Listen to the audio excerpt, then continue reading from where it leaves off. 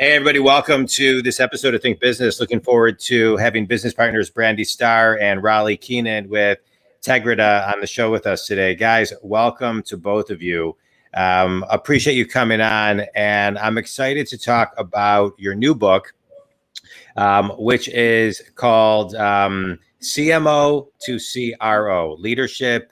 You guys are a leadership team and, a modern marketing technology company. And I love talking about marketing. Because I think everything is marketing and packaging and messaging, and it all is so critical to the growth of every business. Right now, we're at such an interesting time as we sit here on August 12th, 2021 live. Studies are showing, at least as far as April, that 4 million people left their jobs. We are seeing small businesses grow in a way with technology that COVID, I think, has accelerated and made it easier. I know for business coaches like myself, my business post-COVID actually grew and became more international and business around the country as people became more comfortable working virtually. And so as we talk about marketing, which is one of the things I have doubled and tripled and quadrupled this last year and a half, I think it's so important that people think like that.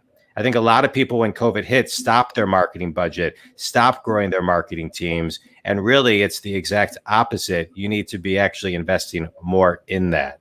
So let's start with this small entrepreneur who's listening right now, right? So how do you set up the proper marketing team, and how do you grow a marketing team in today's world when you got to constantly be pushing out messages in marketing? Raleigh, we'll start with you.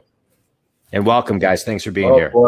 Thank you. Actually, I think any marketing question has to start with Brandi first. She's dying. I can see it. All right, Brandi, take it away. I can see it in her eyes. So the number one thing, whether you're super small or huge company, is to start by focusing on the customer experience and not focusing on the business and how great you are and what you have to sell, but really honing in on what does the customer actually care about and stick there, especially for, small entrepreneurs who don't have a lot of time, a lot of budget. It's where, what questions does the prospect need to have answered? What do they really care about in meeting their needs or solving their pain points? Right. Well, let's talk about that. Their pain points, their pain points, how you're the solution to their pain points, not only what they care about, but what will they pay for, is also another thing. So dive a little bit deeper on that. Yeah. So, it comes down to really understanding your audience, because in a lot of cases, business owners think about the fact that they are, competing against whoever their competitors are. But in many cases, you're really competing against the status quo, doing nothing, spending their money in some different way. And so really getting into what will the market bear? So what are people, what problems are bad enough that someone's willing to pay? So, kind of a silly example, we're in back to school and I drive my son to school and the carpool line is, a key pain point for me in a time waster. Would I be willing to pay someone to sit in carpool line for me? Probably not. But there are things that, if you did offer a transportation service for kids, would I pay for you to drive them back and forth to practices so that all my evenings aren't killed? Maybe so. So that's like one example of really understanding not just that your customer has an actual problem, what are they willing to pay for it, and what is the actual need? So I love what you're talking about. So as we reverse engineer the customer experience, and I hear and love everything that you're talking about, as we reverse engineer that, your book, CMO to CRO, talks about how you can actually bring revenue to the forefront and make money, right? And doing that. So talk a little bit about, what your title actually means, CMO to CRO. I think this is a good opportunity to let our CRO Raleigh, take that one. take it away. And we've done so many of these, we kind of know who's ready. So and just to add on real quick to what Brandi's saying, I do think, if in her, I'm a customer and I'm the parent driving kids around, I do think as an entrepreneur, the content you're doing, you have to be thinking not so much of how do I get their attention and convert them, which sounds really logical, but instead, how can I help them? Like help. Just how is my content helping? And at some point they're going to say, hey, I'd like more of that. Right. So now I'm going to convert. So just I always think of an old mentor of mine saying, you need to start helping. That's how you get attention. Yeah. How many times do you have to help someone before, number one, you get their attention, and two, how many times do you have to get their attention once you have it before they'll actually pick up the phone or click buy now? Yeah. And that number is super high when you're not really helping. Right. The number is lower when you're actually helping. Yeah. But the CMO to CRO title, what that means is that needs to be a revolution in how organizations attack sort of anything client facing, sales, marketing, support, customer success, anything that, that customer is touching. And our point of the title is probably the best person to move into that role that covers that whole client facing part of the organization is the CMO. And we go into detail in the book about why that probably is the case. Why is it the case? Well, so the client facing, how should I say, landscape in the organization, the functions that and it differs from different industries of how that looks, but it's diverse and it has technology and it has, some old school sort of what I call hand-to-hand combat selling. And there's a lot of aspects to it. And it's more likely that the talent that is the CMO or the talent that is the head of marketing has a broader experience in terms of who they're managing. Quite often the head of sales is used to one kind of person, the kind of go-getter, outgoing, I'm comfortable in front of people. But the CMO is working with very technical people. They're working with very creative people. They're working with some of those go-getters. Sometimes the SDRs and those groups are under marketing. So it's more likely that the personality you need to kind of cover from a leadership point of view, all the functions that are client facing is the CMO. Mm-hmm. Anything to add, Brandi? Yeah, I was going to say, to add to that, I think the other piece of it is the head of marketing, which is usually the CMO, also understands all the problems that exist within all the groups. Because marketing really overlaps all of the other departments that touch revenue, they also see all of the challenges that exist within those departments. Yeah. And so, while they may not, you would still need someone that would own the sales function under them as CRO, because they've probably never never managed a sales team or never managed support, but they have enough understanding of the customer experience landscape that they are the person best positioned to set the direction and the organizational goals, focusing on revenue. Yeah, let's talk about revenue a little bit more. And let's talk about you're talking about touching all of these departments. I want to talk about one of the things I see as a business coach, and I see this in the solopreneurs I work with and the Fortune 100 companies and everything in between that I work with. They seem to always be a little off, many times, not every time, with their messaging, and then they spend a lot of money backing up messaging that isn't as clear as it maybe needs to be, right? And so the message actually is kind of confusing the consumer. It's like, it reminds me of like back in like the .com days where we would watch these Super Bowl commercials and it was like, what are we watching? I don't even understand what these companies do. It was like, to be like overly irreverent was kind of like really cool, but clear and clean messaging for someone to quickly understand your product or service can help me survive and thrive and not take me more than 7 seconds to understand what you do, I think is an obstacle in today's marketing. So can you guys talk on that? I can definitely speak to that. I would say probably the biggest flaw of marketers and product marketers is there is this marketing language. We're going to increase productivity, improve efficiency. There's Yeah. this like it's almost like at some point we are handed this dictionary that says use all of these terms over and over and over because they really mean nothing. Right. And that is the problem. And, so often when I'm working with clients or even on our own marketing, it's like, how do we take out the marketing speak and actually articulate what is really happening and not trying to just put in the fluff? And it's so difficult for some reason for marketers to just write straightforward. But to your point, if a prospect can't understand what you do within the first few seconds of hitting your website, they're Right. going to abandon. And Right. so it is one of those things where we really have to break that habit. And that really is what it is. It's this habit and Right. unrealized conditioning of using certain terms and actually saying, what does that mean? Right. Yeah. I have a lot of kids. I got 5 kids. And so Oh, I've been wow. through Great. the toddler stage multiple times. And you think about it, if you ever talk to a 3 or 4-year-old, the question is always why?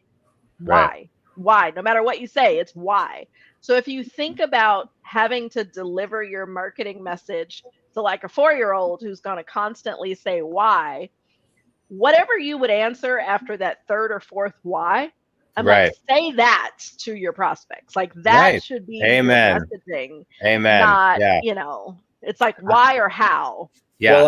I was going to say my bad news to that is like, by the way, the reason you don't see it is it's really, really difficult because it's really, really scary to be clear because everyone's worried you're going to miss something. Yeah. So let's be really unclear and hit these key things so that we don't miss any potential prospects. So they're scared to niche down and say, this is what we do. And this is why you need us, because they're like, but wait, some people need us for this other reason too. And so it gets really, really confusing in messaging. Yeah. Yeah.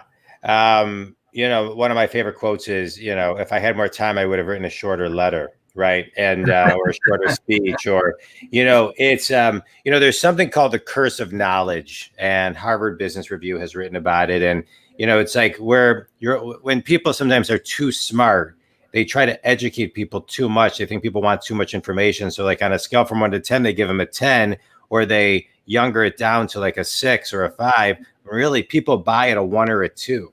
Mm-hmm. And so one of the things I always share with my clients is, as a business coach, you want to get your messaging and everything you do clear enough for a kindergartner to max a second grader, max a second grade level. That's why people love USA Today. You can read it very quickly, right?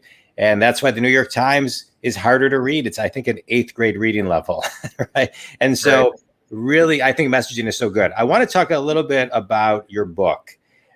Your book is broken up into 3 parts: the problem, the future, and how to get there.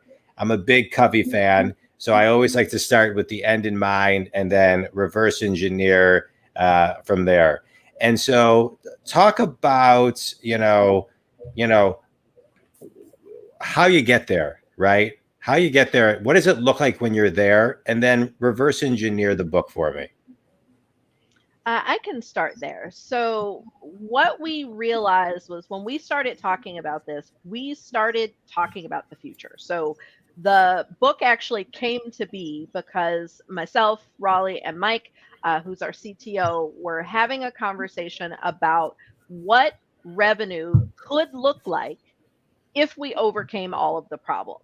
And it really started as this almost daydream of, wow, how amazing would that be if we solved all these problems? Yeah. And in going through that conversation, we started to talk about how we would solve the problems. But we had to really step back and think about, okay, what are all the things that are actually hindering marketers and all those that touch revenue today from actually realizing what we see as the potential. And so that was how we broke it down. And we really started the book with the problem because it's a great way for people to see themselves in what we're talking about. Yeah. Because, we've had these conversations. I'm in a lot of, CMO circles. And when we talk about the future, it's almost this sentiment of like, ha ha ha, that would be great. Never going to happen. Yeah. And so we didn't lead with the future. We led with what is relatable of this is our current reality. And then it kind of switches to, but what if? And allows you to daydream about what if all these problems didn't exist. And then our approach to how you get there is really taking the path of least resistance. Yeah. Because one of the things that I think we've all learned, anybody that has been in business for a while, is organizations, especially the larger you are, the harder it is to make change. Organizations always have good intent of making these grandiose changes, like we're going to completely, transform, like, being transformative was another buzzword in recent years. And then it tends to fall flat because it takes too long for that transition, to happen. People leave, people lose interest. So we started with what's the path of least resistance. So for a CMO, they can start with their technology. So never mind all the other departments that touch revenue. How do I fix my department?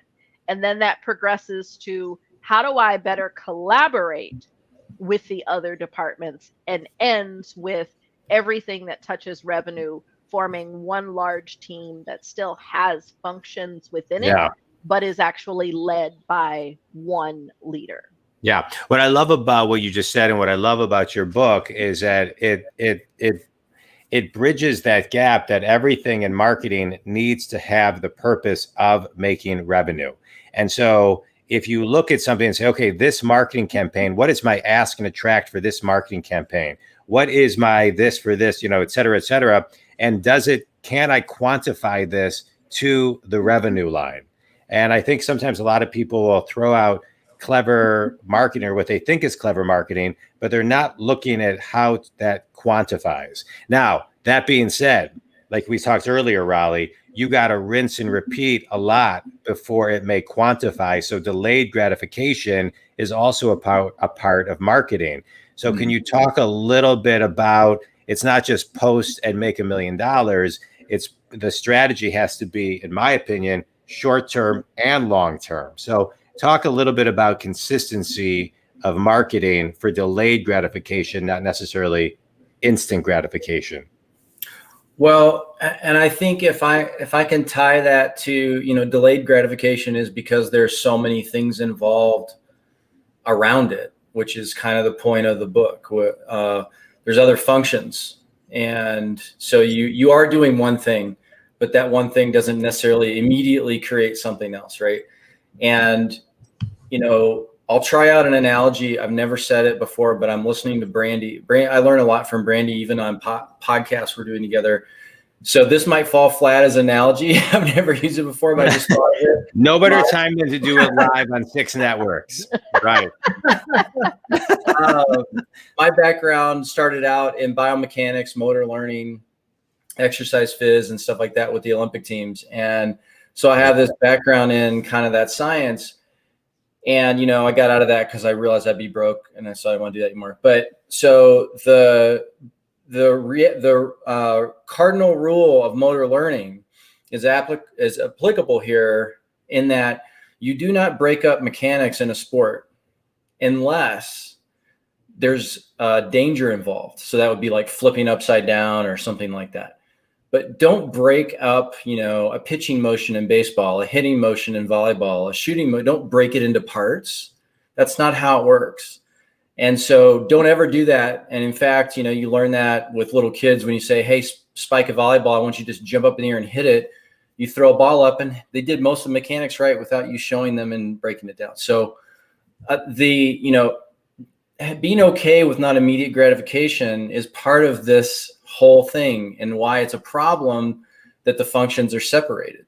It doesn't make any sense. It doesn't work. It creates all these weird problems that you end up trying to fix individually when really it's because they're not working together as a whole. Yeah. Yeah. All right, good. I think you did good. I like that analogy. I think you did good. I know we talked mostly about the book, but tell everybody a little bit about your marketing agency as well. So we support marketing strategy and technology where it focuses on technology. And so, MarTech and RevTech has been big for all companies. And the challenge that we see and where we really fit in is twofold. Number one, a lot of companies don't have proper strategy around how to effectively use technology and how to connect them. And then number two, they don't have the resources. You talked about the number of people changing roles and leaving jobs. And, we're seeing a lot of that in the marketplace. We've seen, reduced size of teams. And so on one hand, we are able to help organizations figure out what technology they need, develop a strategy for leveraging it, and actually getting it set up and helping them use it. And then where they are short-staffed and need an extension of their capacity or even an extension of their skill set, we are able to fill that gap in being like fractional marketing operations or outsourcing campaign execution. I love it. All right, quick speed round. Thank you for that. Favorite book and why, Brandi? Start with why, because I'm able to apply that both personally and professionally. Yeah. That's how I pretty much operate with everything. Yeah, great book. Raleigh, favorite book and why? The Undoing Project. And that is all about how you actually pick the right people for the right job.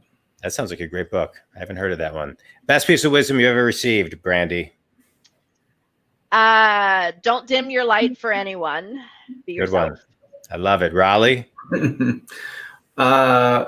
Instead of just having fun, why don't you have fun doing great things? That's good. All right, good. Those are two drop mic pieces of wisdom. Tell everybody how they can connect with you and where they can, and not only your company, but also get the book. Yes. So you can get the book at revenuetakeover.com. It is sold on Amazon, Barnes & Noble, pretty much all the main places that books are sold. And you can reach us at Tegrita at tegrita.com. You will see we've got chat there if you want to chat with us. And we're also both very active on LinkedIn. All right. Brandi Starr, Raleigh, Keenan, thanks so much for joining us today. I think community, if Raleigh and Brandi can help you out, give them a buzz and check out their website, check out their book on Amazon. And just to kind of recap a couple of things, the importance of marketing and the importance of revenue are two fundamental elements of every business that every business needs to constantly be focusing in real time as they grow their business. And I appreciate you highlighting the importance of all of that. And I know a lot more can be found in your book, Think Community, CMO to CRO on Amazon. All right. Thanks, everybody. Thank you.